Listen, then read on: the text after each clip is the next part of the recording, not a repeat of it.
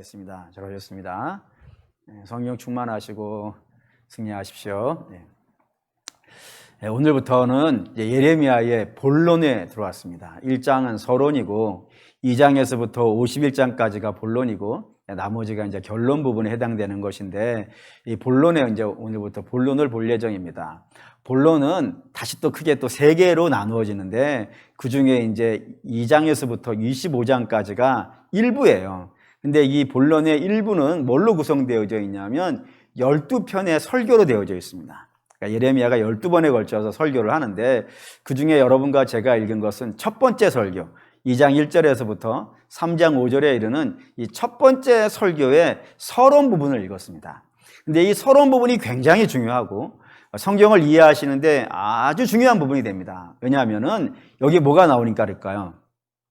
성경을 이해하는데 제일 중요한 건 뭘까요, 여러분? 성경을 이해하는데 제일 중요한 건 말이죠, 주인공을 아는 겁니다. 성경의 주인공은 누군가요?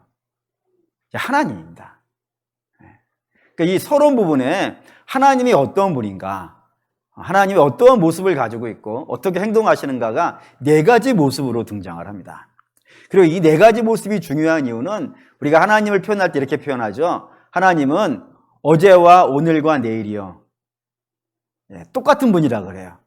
그러니까 옛날에도 그런 분이면 지금도 그런 분이고, 지금도 그런 분이라면 앞으로도 그런 분이에요. 하나님 회전하는 그림자가 없다 그랬으니까 한결같은 분이라 그러고 신실하신 분이라 그러기 때문에 하나님의 어떤 모습을 우리가 하나 딱 확인을 하면은 그 모습은 옛날에도 이스라엘에 그렇다 그러면 오늘 우리에게도 그럴 것이고, 오늘 우리에게 그런 하나님이라면 내일 우리의 자녀에게도요 똑같은 하나님이라 이겁니다. 그렇기 때문에 여러분들이 이 하나님의 모습 네 가지를 여러분 잘 이해하시는 것이 여러분들의 신앙을 이어가시는데 매우 중요합니다. 첫 번째가 2절입니다.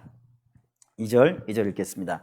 가서 예루살렘의 귀에 외칠지어다. 여호와께서 이와 같이 말씀하시기를 내가 너를 위하여 내 청년의 때의 인애와 내 신혼의 때의 사랑을 기억하노니 그 씨 뿌리지 못한 땅 그 광야에서 나를 따랐음이라. 여기 이제 첫 번째 모습인데, 하나님은 어떤 분이시냐면 우리를, 제가 쓰는 표현을 쓸게요. 이게 뭐 성경에 있는 표현은 아니지만 제가 뭐 자주 쓰고 종종 쓰는 표현이니까 뭐냐면은 하나님이 우리의 꼬라지를요 봐주신다, 못 봐주신다? 봐주신다 이거예요. 왜 그 뭐 나이 나오냐면 여기 이제 청년의 때의 인애와 신혼의 때의 사랑, 여기 뭘까요? 이게 이제 출애굽 이스라엘의 모습입니다. 출애굽 이스라엘이 광야를 지나가는데 어떻게 했다고요? 2절에 다시, 중요하니까 다시 보시면 내 청년의 때의 인애와 내 신혼의 때의 사랑을 기억하노니 곧 씨 뿌리지 못하는 땅, 광야죠. 그 광야에서 나를 따랐습니다 라고 되어 있어요. 그러니까 이 출애굽 때 이스라엘이 하나님을 잘 따라왔다는 걸 내가 기억한다 라고 이렇게 이야기를 하시는데, 한번 좀 가만히 생각해 보시죠. 이스라엘이 출애굽을 해가지고 나올 때 하나님을 잘 따르나요? 잘 못 따르나요? 그래서 순서대로 한번 해봅시다. 이스라엘이 애굽에 있을 때 하나님이 모세를 보내셨어요. 모세를 보내가지고 바로에게 내 백성 내놔라 그랬더니 바로가 저들이 지금 시간이 남고 할 일이 없으니까 예배하러 간다 그런 거예요. 그러니 저 할 일 없는 백성들에게 어떻게 하라고요? 일감을 많이 주라. 전에는 벽돌을 만드는데 집이나 흙이나 이런 것들은 다 제공해주고 그걸 갖고 만들려고 그랬는데, 그거 만드는 것이 이제 심심하니까 아예 집도 주지 말고 흙도 주지 말고 똑같은 양을 만들어라 라고 이렇게 요구를 했어요. 그러자 이스라엘이 모세에게 죄다 달려가가지고 뭐라 그랬어요? 너 왜 쓸데없는 짓 하냐 이거예요. 우리가 언제 예배 드리겠다 그랬냐 이거예요. 우리가 언제 하나님께 가겠다 그랬냐고. 왜 쓸데없는 짓을 해가지고 우리를 이렇게 힘들게 하느냐고. 구원하러 온, 하나님의 명을 받고 이스라엘을 구원하러 온 모세부터 잡기 시작한 거예요, 처음부터. 그리고 그들이 홍해로 나왔어요. 10가지 재앙을 하나님께서 내리셔가지고 홍해에 딱 도착했더니 거기서는 잘 따르던가요? 거기서 이제 바로의 군대가 막 마차를 끌고 전차를 끌고 오잖아요. 뒤에는 전차, 앞에는 바다, 이 상황이 되니까 뭐라 그래요? 또 모세에게 달려가가지고, 야, 우리가 애굽에 장래 지을 땅이 없어가지고 여기까지 나와서 우리를 죽이려고 하느냐라고 하면서 모세를 잡고 우리 바로에게 가자. 이런 적도 있었다고요. 근데 하나님이 그들을 바다를 또 쫙 갈라주셨어요. 갈라주셔가지고 그 바다를 기가 막히게 건너오잖아요. 기가 막히게 건너온 그 다음부터는 하나님을 잘 따랐을까요? 또 잘 못 따랐을까요? 또 잘 못 따라요. 뭐로 잘 못 따르냐면 무럽다고요. 하나님 원망하고, 그리고 또 조금 있다 가니까 양식 없다고 또 하나님 원망하고, 또 좀 더 가다 보니까요, 이번에는요 고기 없다고 난리치는 거예요.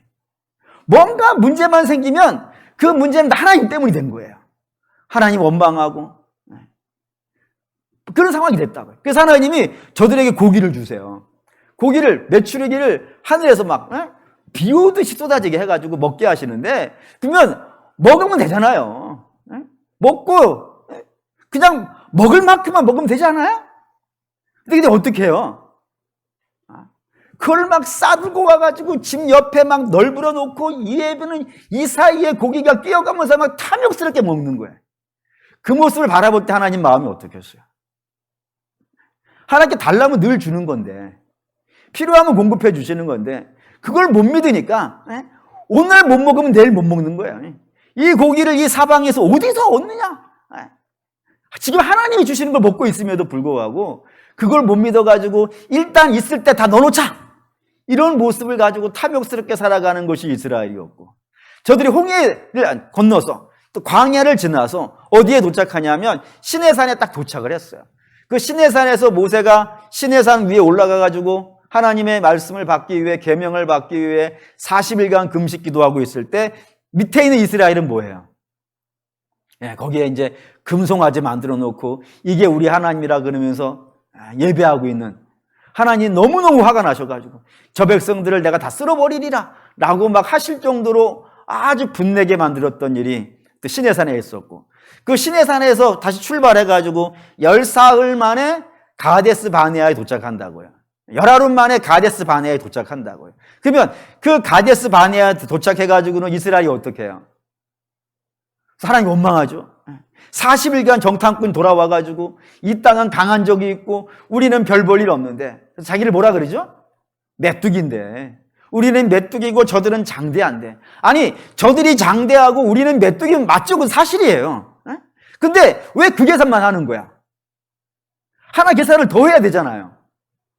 하나 더 계산해야 되는 게 뭐 있어요? 하나님이지. 왜 하나님 빼고 계산을 하는 거야 맨날? 여러분, 누가 밥 먹을 때, 여러분들이 밥 먹는데 집에 누가 손님이 맛있는 걸 사왔어요. 그 맛있는 걸 먹는데 자녀들이 둘러 앉아가지고 여러분 빼놓고 먹는다고 생각해 보세요. 열받아요, 안 받아요? 열받지. 항상 부모는 어떻게 해줘야 돼요? 끼워줘야지. 왜 그래요? 다 끼워줘. 항상 누구 먼저? 부모님 먼저. 물론 목사님 있으면 목사님 먼저. 그래 마음이 있어야 돼. 항상 하나님 끼워준다는 말이에요. 끼워줘야 돼. 계산을 할 때는, 여러분, 우리의 인생의 모든 부분을 계산할 때는 우리는 약하고 세상은 커요. 베드로가 풍랑 앞에 섰을 때 풍랑은 크고 자기는 작아요. 근데 왜 거기서 왜 예수님 빼냔 말이에요. 예수님은 더 큰 거예요. 다윗이 이 계산을 성공한 거 아니겠어요? 골리앗은 크고 나는 작지만 우리 하나님은 더 크다 이거예요. 이 계산을 할 수 있어야 되는데 그 가데스에서 하나님 뺀단 말이에요. 우리가 어떻게 저들을 이기겠는가? 하나님 저들을 돌려요. 그리고 돌려 나와가지고 그렇게 하나님이 심판을 했으면 그 다음에는 좀 똑바로 해야 될 텐데 그 다음에는 또 사고 막 치죠. 사고는 다 쳐요. 드단이라는 사람과 또 고핫이라는 사람, 고라의 자손, 이런 사람들이 모세에게 항거해가지고 모세 너만 왜 지도자 하느냐? 우리가 돌아가면서 하자! 이렇게 싸우기도 하고, 또 한 번은 왜 아론만 지도자 하느냐? 우리도 하자 그래가지고 하나님이 아론의 지팡이에다가 쌍나게 하고 막 이런 일 겁나 많잖아요. 그리고 38년간 광야에서 아주 그냥 극비리의 지옥 훈련을 받고 이제 다시 졸업해가지고 다시 나타났어요. 38년 만에. 그러면 잘해야죠. 잘해야 됩니까? 못 해야 됩니까? 잘해야지. 40년 가까이 이제 훈련 받았으니까 40년 가까이 훈련 받고 잘해야 될 때인데, 그리고 나타나서도 잘해요, 못해요? 못해요. 어떻게 못하냐 하면 부올이라는 곳에서 모압 왕의 요청을 받아가지고 이스라엘 거기 잠깐 갔다 온 사이에 이스라엘 진안으로 누구 데리고 들어와요? 고스비라고 하는 모압 여자들 막 밀고 들어온단 말이에요. 하나님 화나셔가지고 이스라엘에 연병 보내셔가지고 24,000명이 죽어나간단 말이에요. 그게 다 훈련 받고 나와서도 그래요. 또 뿐만 아니라 호르산에서부터 홍해바다로 나가는 광야길을 지나가다가 그 광야길이 너무 힘들다 그래가지고 원망해가지고 어떤 일이 벌어져요? 하나님 불뱀 보내셔가지고 또 수많은 사람 물려 죽는 일도 있고, 또 그렇습니다. 무리바에서는 또 물 없다고 해가지고 모세가 또 반석 쳐가지고 막 모세 못 들어가니 막 이러잖아요. 그러니까 이스라엘 40년 내내 잘한 적이요 별로 없어. 별로 없어. 물론 며칠을 잘했겠지. 홍해바다 건너서는 할렐루야 하나님하고 춤추고 며칠은 잘해. 항상 며칠은 잘하지만 조금 지나고 환경만 바뀌면요 다시 옛날로 돌아가 있고, 다시 옛날로 돌아가 있고, 하나님 뭐 하나 주시면 하나님 너무너무 좋아요, 하나님이 최고예요, 그랬다가 조금 지나고 나면요 하나님 언제 해주셨어요? 그런 모습을 가지고 있는 것이 여러분이라고? 이스라엘이 그랬다 이거예요. 이스라엘이 그랬다 이거예요. 그러면 하나님 보실 때 이스라엘 이뻐해야 돼요? 안 이뻐 보여야 돼요? 안 이뻐 보여야죠. 안 이뻐 보여야 정상이잖아. 저것들은 원수야. 저것들은 내가 저걸 괜히 만났어. 안 만났어야 돼. 하나님 인생, 하나님이 내가 쟤들 만나서 인생이 꼬였어. 이러셔야 될 판인데 그러셨다고 안 그러셨다고요? 봅시다. 민수기 24장. 민수기 24장에 발람이라는 무당이 하나님께서 감동을 주셔가지고 이스라엘을 저주하러 올라갔다가 축복하는 사건이 민수기 24장에 3번에 걸쳐서 예언으로 등장을 해요. 거기에 24장 5절입니다. 24장 5절. 24장 5절 읽겠습니다. 야곱이여 내 장막들이, 이스라엘이여 내 거처들이 어찌 그리 아름다운고. 전혀 예상하지 못한, 저것들은 평생 원수야, 이렇게 해도 시원찮을 판인데 하나님께서 이방들 다 모여가지고 이스라엘 저주하려고 온 이방이 다 모여져 있는 그 한복판 제단 앞에서 그 발람이라는 예언자를 통하여서 뭐라 그러셨다고요? 이 세상에서 누가 제일 이쁘다고? 이스라엘이 제일 예쁘다고. 이스라엘이 제일 예쁘다고. 왜 그랬을까요? 왜 그랬을까요? 이것 때문에 그래요. 24장 21절. 23장 21절. 두 번째 발람의 예언인데 여기 21절 이런 말씀이 있습니다. 읽겠습니다. 야곱의 허물을 보지 아니하시며 이스라엘의 반역을 보지 아니하신도다. 여호와 그들의 하나님이 그들과 함께 계시니 왕을 부르는 소리가 그 중에 있도다. 하나님 뭐를 안 보신다고요? 당신의 백성이 허물을 보지 않으신대. 그 못남을 보시지 않으신대. 그런 분이 하나님이라 이겁니다. 하나님은 이스라엘의 못난 부분을 보시는 것이 아니라 항상 이스라엘을 이쁘게 보시는 거예요. 그거는 하나님이 그러셨다 그러면, 성부 하나님이 그러셨다 그러면 성자 하나님은 또 그러실까요? 안 그러실까요?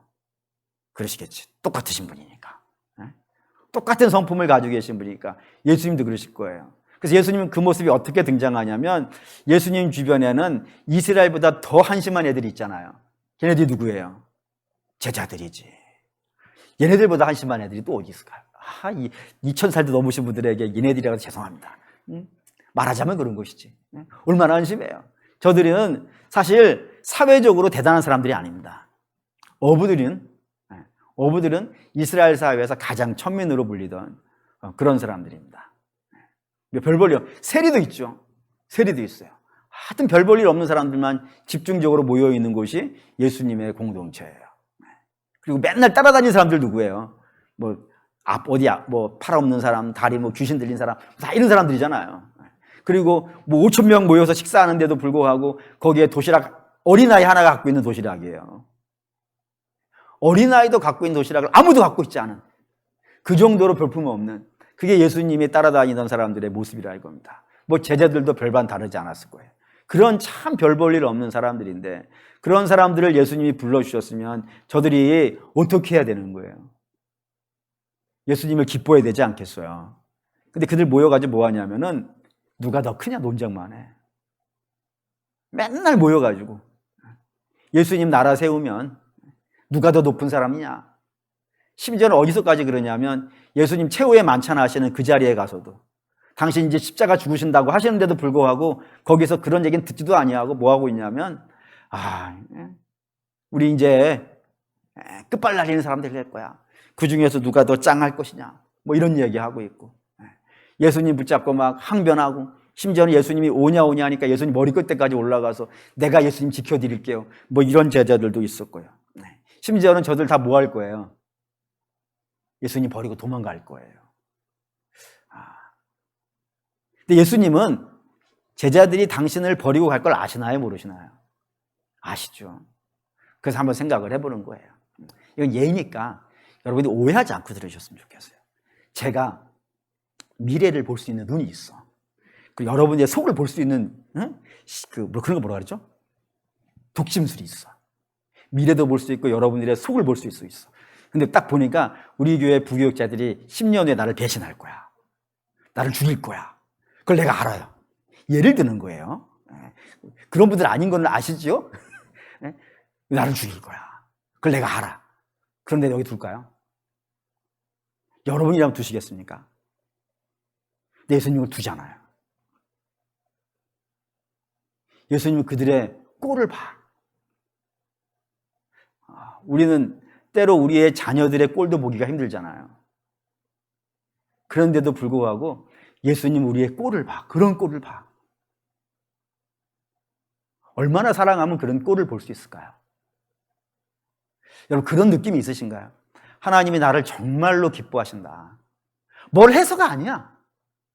우리가 하나님께 뭘 잘 바쳐가지고 우리 하나님이 우리를 꼴을 보는 게 아니고, 만약에 이스라엘이 뭘 잘 바쳐가지고 하나님이 꼴을 보신다 그러면은 지금 이스라엘은 광야 내내 이쁜 게 하나도 없는 거예요.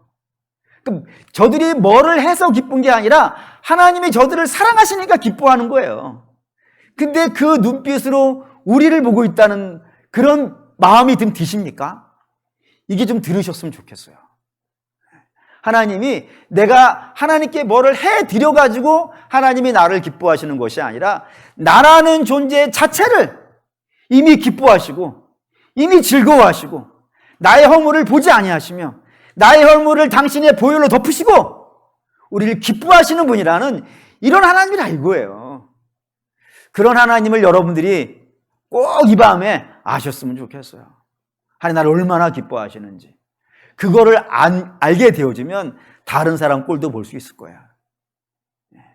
그거를 먼저 아셔야 돼. 우리 주님이 나를 봐주시고 있구나. 나 같은 사람도 여전히 봐주고 계시는구나. 분명히 맞아도 한 10대 번은 이미 더 맞았어야 되는데도 불구하고 하나님이 나 같은 사람도 지금까지도 기뻐하셔가지고 내가 조금만이라도 하면 그걸 갖고 기뻐하셔 춤추고 그러시는 분이라는 사실을 여러분이 마음껏 이 밤에 누리셨으면 좋겠어요. 그래서 그 주의 사랑을 충만히 받으셔서 다른 사람도 여러분의 자녀와 여러분의 부모와 여러분의 남편과 여러분의 아내도 그렇게 기뻐 보였으면 좋겠어요. 그래서 당신은 뭘 날 보고 그렇게 기뻐하나 그랬더니 주님의 마음이 내게 와서 할렐루야. 그런 우리 주님이 우리를 봐주시는 그런 느낌이 여러분에게 꼭 있으시길 바랍니다. 두 번째, 3절. 예레미야 2장 3절 읽겠습니다. 이스라엘은 여호와를 위한 성물 곧 그의 소산 중 첫 열매이니 그를 삼키는 자면 모두 벌을 받아 재앙이 그들에게 닥치리라. 여호와의 말씀이니라. 두 번째는 하나님은 당신의 백성을 뭘 삼으셨다고요? 당신의 것으로 삼으셨대요.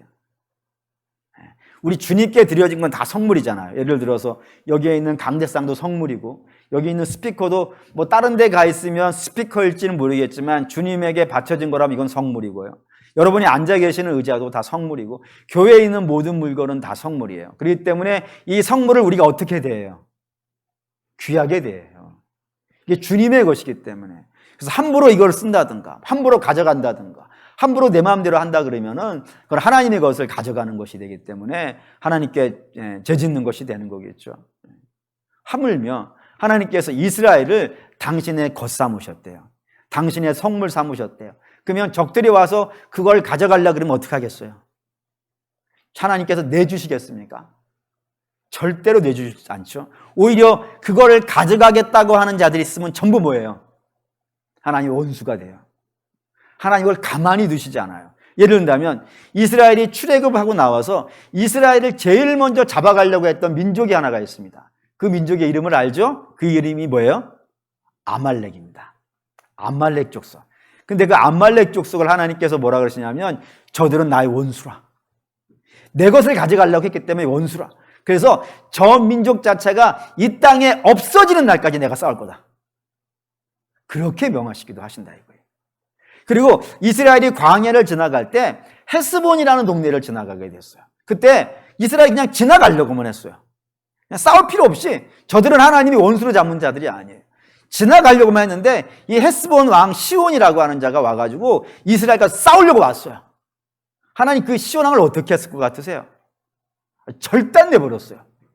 그때 꽤 우리가 이스라엘 갔을 때 거기 요르단에 있는데 요르단 헤스본에 갔을 때 그 성읍이 지금 보면 별것 아니지만 당시로 말하면 굉장한 땅이었어요.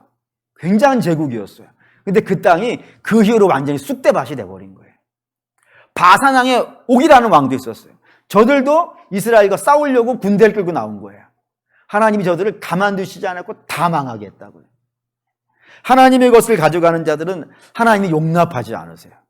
근데 우리 주님이 저와 여러분도 당신의 것 삼으신 거 아시나요?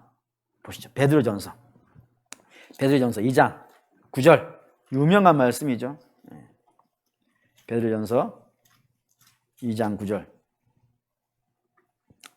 2장 9절 읽겠습니다. 그러나 너희는 택하신 족속이요 왕같은 제사장들이요 거룩한 나라요 그의 소유가 된 백성이 여기까지. 우리를 뭐라고 했다고요? 그의 소유가 된 성물이라 이거예요. 우리가 뒤에 보시면 그 뒤에 10절에 보면 너희가 전에는 아니었다 이거예요. 전에는 아니었다고요. 전에는 아니었지만 지금은 뭐가 됐다고요? 하나님의 것이 됐다고요. 하나님의 소유가 되어졌고 하나님의 성물이 되었다고요. 그러면 이거를 누가 빼앗아 가려면 하나님이 가만두시겠어요? 여러분 그런 자신감이 좀 있었으면 좋겠어요. 우리가 하나님의 것이 됐는데 누가 우리를 가져가겠어요? 사망이 가져가겠습니까? 사망이 가져가지 못합니다. 사망도 하나님께 심판을 받을 거예요. 우리를 공격해오는 모든 적이 있다면 하나님께서 그들을 가만두시지 아니하시고 저들을 다치실 거예요. 그러니 여러분 자신감을 가지셨으면 좋겠어요. 어디를 가서든지 누구를 만나든지 어디에서든지 나는 하나님의 것이고 하나님은 당신의 것을 절대로 혼자 두시지 않는다 했어요. 내가 너희를 고아와 같이 버려두지 않을 거라고. 왜요? 고아는 것이 아니잖아요. 혼자 있는 자잖아요. 근데 우리 주님이 당신의 것 삼으셨으니까 아니 부모가 자녀가 고아가 되는 것은 부모가 죽었기 때문 아니겠어요. 부모가 살아있다 그러면은 어떻게 거기 고아가 되겠어요. 근데 하나님은 죽으신다 안 죽으신다? 안 죽으신다 이거예요. 그러면은 우리는 고아일 리가 없어. 할렐루야. 어디에 있든지 누구를 만나든지 어떠한 상황에 놓여 있든지 절대로 여러분들은 고아일 수 없어요. 여러분 옆에는 하나님이 계실 것이고 하나님이 여러분들을 공격해오는 모든 적들을 다 섬멸하실 거예요. 그런 믿음을 가지시고 여러분들의 인생의 문제들을 만나시길 바라요. 세 번째 6절 세 번째 6절 읽겠습니다. 2장 6절 읽겠습니다. 그들이 우리를 애굽 땅에서 인도하여 내시고 광야고 사막과 구덩이 땅, 건조하고 사망의 그늘진 땅, 사람이 그곳으로 다니지 아니하고 그곳에 사람이 거주하지 아니하는 땅을 우리가 통과하게 하시던 여호와께서 어디 계시냐 하고 말하지 아니하였도다. 하나님이 하시는 일. 세 번째는 뭐냐면 하나님은 우리를 어떻게 하신다고요? 통과하게 하신대. 지나가게 하신대. 어디를 지나간다고요? 광야를 지나간다고요. 그게 중요해요.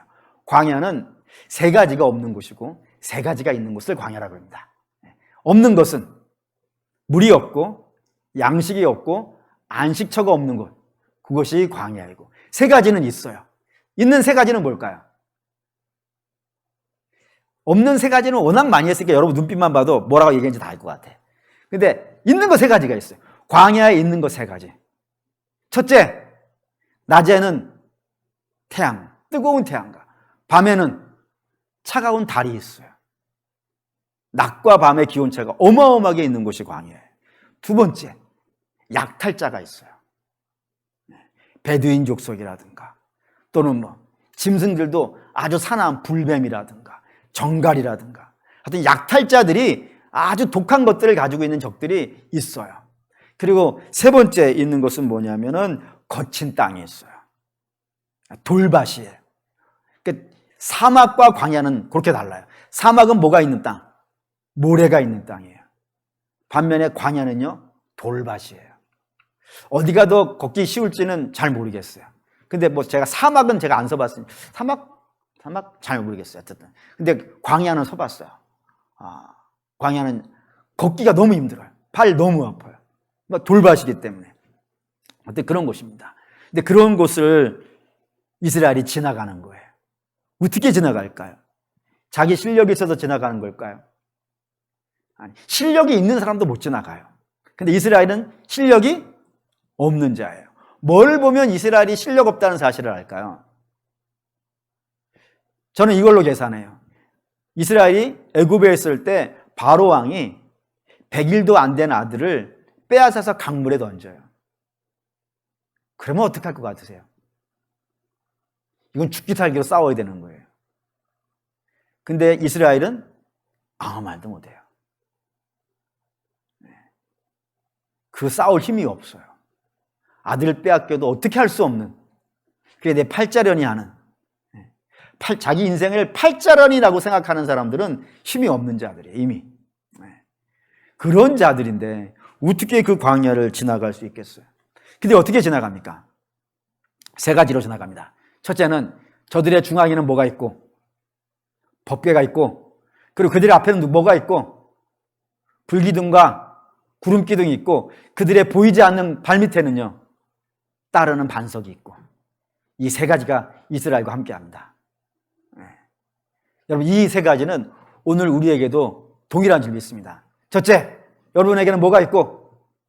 하나님 말씀이 있고, 할렐루야! 여러분 심령 중앙에는, 여러분의 심장 중앙에는 주의 말씀이 있기를 축원합니다. 두 번째, 구름기둥과 불기둥은 오늘의 성령이에요. 성령이 우리와 함께 하시고, 그리고 우리 발밑에는 눈에 보이지 않지만 우리 주 예수 그리스도께서 항상 함께 하신다고 하셨어요.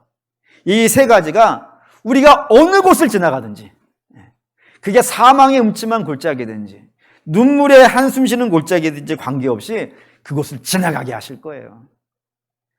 다 지나가게 하실 거예요. 한번 돌아보세요. 다 지나왔잖아요. 그때 한번 돌아보시면 그때 내가 거기 어떻게 지나왔을까? 그렇게 생각되는 부분들이 있죠? 있어요. 어떤 사람은 거기를 지나다니다가 실패해서 죽은 사람도 많아요. 우리도 그때 그 사람들보다 거기에서 실패해가지고 죽어버린 사람하고 별반 다르지 않잖아요. 별반 다르지 않는데 거기를 지나왔어요. 거기를 지나왔어요. 어떻게 지나온 거예요? 하나님이 우리와 함께 하시기 때문입니다. 이 찬양 이거 하나 볼까요? 이따가 부를 건데 486장인데 486장에 이런 표현이 있어요. 3절인데 이 세상에 죄악된 일이 많고 참 죽을 일 쌓였구나. 우리가 살고 있는 땅이 그래요. 우리가 살고 있는 땅이 죄악된 일이 많아서 참 이게 죽을 만큼 힘든 일들이 참 많은 땅을 우리가 살아간다 이겁니다. 근데 우리가 거기를 지나갈 수 있는 이유는요, 내 주 예수 날 건져주시오니. 내 주 예수께서 날 건져주신다고요. 우리 혼자 있지 않다니까요. 그래서 거기를 지나간단 말이에요. 시편 하나 볼까요? 시편 40편 2절. 40편 2절. 40편 2절 읽겠습니다. 나를 기가 막힌 웅덩이와 수렁에서 끌어올리시고 내 발을 반석 위에 두사 내 걸음을 건교하게 하셨도다. 기가 막힌 수렁. 기가 막힌 수렁은 바닥이 없는 수렁이에요. 그래서 이거를 성경은 그대로 지옥이라는 표현으로 써요. 무저갱, 없을 무자에 바닥저자, 동굴갱자. 끝이 없는 구덩이, 기가 막힌 구덩이가 지옥이라 불리는 곳이 그만큼 힘든 곳이에요. 근데 그런 곳에서 우리 하나님 어떻게 하신다고요? 우리를 끄집어 올리셔가지고 어디에 세워놓으신다고요? 반석 위에 세우시고, 그 반석 위를 세우는 것으로 끝나는 게 아니라 그걸 지나가게 하신다고. 다리에 힘을 주셔가지고 견고하게 하셔가지고 거기를 지나가게 하신다고요. 그러니 사랑하는 믿음의 성도 여러분, 우리 하나님 항상 그래요. 우리를 지나가게 하실 거예요. 아무리 어려운 것이다 하더라도 반드시 지나가게 하실 거예요. 그래서 지나간 다음에 분명히 다 그렇게 할 거예요. 다 옛날 이야기 하듯이. 그래서 전 다윗의 옛날 이야기 좋아해요. 다윗이 인생의 마지막에 쓴 시라고 되어 있는 것이 시편 23편이에요. 시편 23편. 테라스에 한 노인이 이제 일어나지도 못할 만큼 다리에 힘도 없는 노인이 의자에 앉아가지고 다리 위에는 모포 한 장 딱 깔고 해가 쫙 지는 노을에 광야를 바라보는 거죠. 그리고 그 앞에 목자가 양떼를 데리고 쭉 지나가는 걸 보면서 쓴 시예요. 내 인생이 저랬다 이거예요. 어두컴컴한 곳을 지나가는데, 멸망하는 곳을 지나가는데 다 지나올 수 있었던 것은 내게 무엇이 있었기 때문에, 나의 여호와는 나의 목자에 계시기 때문에, 그분이 나와 함께 하시기 때문에 나는 그 길을 다 지나왔습니다 라고 고백하는 시가 시편 23편입니다. 그거와 마찬가지로 우리 주님은 항상 우리를 지나가게 하실 거예요. 그러니 지금 혹여 여러분들 중에 지금 내가 참 힘든 길을 걷고 힘든 상황을 만났다, 그런 분이 있으시다면은 우리 하나님 통과하게 하시는 분이에요. 광야를 지나가게 하시는 분이에요. 그럼 여러분도 그 길을 지나가는데 좀 힘들 수는 있어요. 가다가 좀 헉헉거릴 수 있을지는 모르겠어요. 근데 분명한 것은 우리 주님이 우리를 데리고 그 길을 지나갈 겁니다. 지나가서 반드시 푸른 풀밭과 쉴만한 물가에 도착시키지 않고는 견디지 못하시는 하나님이시니까 우리가 그렇게 하실 거라 믿습니다. 마지막 네 번째. 7절 읽게요. 7절 읽겠습니다. 내가 너희를 기름진 땅에 인도하여 그것의 열매와 그것의 아름다운 것을 먹게 하였거늘 늘 너희가 이리로 들어와서는 내 땅을 더럽히고 내 기업을 역겨운 것으로 만들었으며, 뒤에 거를 보는 것이 아니라 하나님께서 내가 너희를 기름진 땅에 도착시키셨다 이겁니다. 그러니까 하나님은 이스라엘을 애굽에서 끄집어내는 걸로 끝내는 것이 아니고, 데리고 다니시면서 적들을 때려부시는 것만으로 끝내는 것도 아니고, 그 광야길을 지나가는 것만으로 끝내시는 분이 아니라 어디 와서 끝내시는 거라고요? 가나안에 도착시킨다. 반드시 거기에 도착시킨다고요. 근데 이 도착시키는데 방해되는 게 두 가지가 있어요. 가장 센 방해자, 아까도 약탈자도 있고 짐승도 있고 별의별 게 다 있다는데, 실제로 그런 건 정말로 중요한 방해는 아니에요. 진짜 하나님을 방해한 건 누굴까요? 이스라엘 당신들이에요. 이스라엘 자체가 가장 큰 문제였어요. 그래서 하나님이 늘 넘어지고 늘 실족하고 늘 하나님 배신하는 그 이스라엘인데, 그런 이스라엘을 바라보면서 하나님이 내가 암만 해도 실수한 것 같아 너희를 택한 거는. 그러니 이쯤에서 헤어지는 게 좋지 않겠냐고 헤어져 버렸다면요, 이스라엘은 가나안에 못 가지. 아무리 많은 적을 때려부시고 아무리 광야길을 20-30년을 지나다녔다 하더라도 하나님이 도중에 그들을 그만두셨다 그러면요, 가나안에 도착 못해요. 근데 그럼에도 불구하고 하나님이 가나안에 도착시키더라 이거예요. 최근에 오늘 읽은 책인데, 오늘 이렇게 앉아가지고 쭉 읽는데, 제가 11개 설교하잖아요. 열왕기 주일날 열왕기 설교하는데 이번 주부터 다시 마태복음 갈 것이지만 열왕기 설교를 하고 있어요. 열왕기 설교를 하고 있는데 제가 열왕기는 열왕기서를 쓰신 분이 누구에게 썼다고 얘기했죠? 멸망한 이스라엘에게 썼다고 그랬어요. 근데 당연히 여기까지는 기억하고 있었는데 그 책에 요 부분을 이렇게 설명한 거예요. 이스라엘이 망한 것이 끝이라 그러면 이 책은 쓸 필요가 없다 이거예요. 왜죠? 망해서 끝났으니까. 망해서 이미 없어져 버린 것이니까 뭐 책을 써가지고 이들을 회개시킬 필요도 없고 돌이킬 필요도 없고 끝난 거 아니겠어요. 근데 망한 이스라엘에게 이 책을 쓰게 한 이유는, 그리고 망한 이스라엘로 하여금 이 책을 보게 한 것은 이스라엘은 망하는 것이 아닌 거예요. 이스라엘은 죽는 게 아닌 거예요. 왜냐하면 하나님은 죽여놓고 뭐 하실 수 있는 분이니까, 살려내실 수 있는 분이기 때문에. 그렇기 때문에 하나님 앞에 죽는 게 아닌 거예요. 망하는 게 아니고, 하나님은 그 망하는 거를 이용해가지고 저들을 회개시킬 것이고, 저들을 돌이킬 것이고, 저들을 정결하게 만들어가지고 다시 어떻게 할 거예요? 가나안에 복귀시킬 거예요. 그렇기 때문에 이스라엘에게 이 열왕기라고 하는 책을 썼다라는 겁니다. 너무나도 마음에 와닿았어요. 사랑하는 믿음의 성도 여러분, 하나님은요 포기라는 게 없어요. 포기라는 게 없어요. 망하는 것도 포기가 되지 아니하고 죽는 것도 포기되지 않아요. 거기서 살려내셔가지고 거기서 회복시켜가지고 결국엔 도착도 시킬 거예요. 뿐만 아니라 하나님은 포기도 안 하시지만 또 하나 안 하시는 게 있어요. 그게 뭐냐면 불가능함도 없어요. 도착시키는데 불가능도 없어요. 그래서 하나님은 성도 무너뜨릴 거예요. 그리고 하늘의 해도 멈추게 할 것이고 달도 멈추게 할 거예요. 어떠한 적도 하나님이 이스라엘을 가나안 도착시키는데 막아낼 적이 하나도 없다는 사실입니다. 그래서 결국에는 꼭 어떻게 하실 거예요? 도착시킬 거예요. 그걸 믿으세요. 저와 여러분은 그랬으면 좋겠어요. 지금은 좀 힘들게 가지만, 그러니까 다른 사람 보지 마셔요. 다른 사람이 이쪽 길로 가는 것과 내가 이쪽 길로 가는 것 달라요. 그러니까 다른 사람이 이쪽 길로 가는데 왜 나는 이쪽 길로 가니까 그러지 마세요. 하나님이 이쪽 길이 맞다고 해서 가는 거예요, 지금. 그래서 이쪽 길로 가도 결국엔 어디에 도착할 거예요?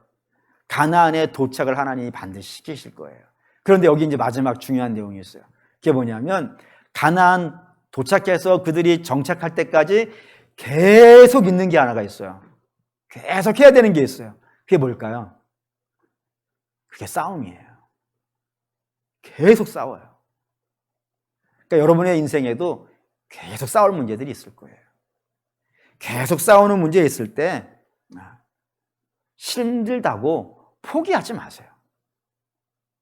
만약에 힘들다고 그 싸움, 하나님께서 내게 허락하신 싸움을 포기하면은 어디로 나가게 되냐면 광야로 다시 나가는 거예요. 힘들다고 포기하지 마시고, 하나님이 포기 안 하신다고 했잖아요. 그럼 여러분도 포기하지 마세요. 하나님이 함께 하시는 걸 믿고 여러분들이 싸워야 되는 싸움을 도중에 끝내지 마세요. 하나님이 오케이 여기까지 라고 말하실 그때까지요 계속 싸우는 겁니다. 그때 싸울 때 막 소리 지르고 울고 불고 원망하고 그러지 마세요. 우리가 이기려면은 말이죠, 소리 지르는 것, 화내는 걸로는 어떠한 원수도 이길 수 없어요. 그거는 절대로 이길 수 없어요. 우리가 이길 수 있는 유일한 방식이 있다면 하나님 믿는 거예요. 하나님 방식으로 하는 거예요. 하나님과 더불어 하는 거예요. 끝까지 견디는 거예요. 그러면은 하나님께서 그 모든 것들을 완성시키셔서 원수마귀들을 다 쫓아내시고 우리로 하여금 빛나게 하실 거예요. 이게 늘 그래왔어요. 항상 우리의 꼴을 봐주시고, 그리고 우리의 적들을 치시고, 그리고 우리를 광야길을 지나가게 하시고, 그리고 반드시 도착시키는 이 네 가지를 수도 없이 창세 때부터 지금까지, 그리고 앞으로도 계속 그 일을 하실 거예요. 여러분들은 아마 이 세 가지 중에 어딘가에 끼어 있을 겁니다. 네 가지 중에 어딘가에 끼어 있겠죠. 뭐 도착은 아직 안 했을 것 같아. 아마 세 가지는 다 있을 거예요. 그때 네 번째가 있다는 사실을 기억하시고 도착한다는 사실을 믿으시고, 우리 하나님 나를 기뻐하신다.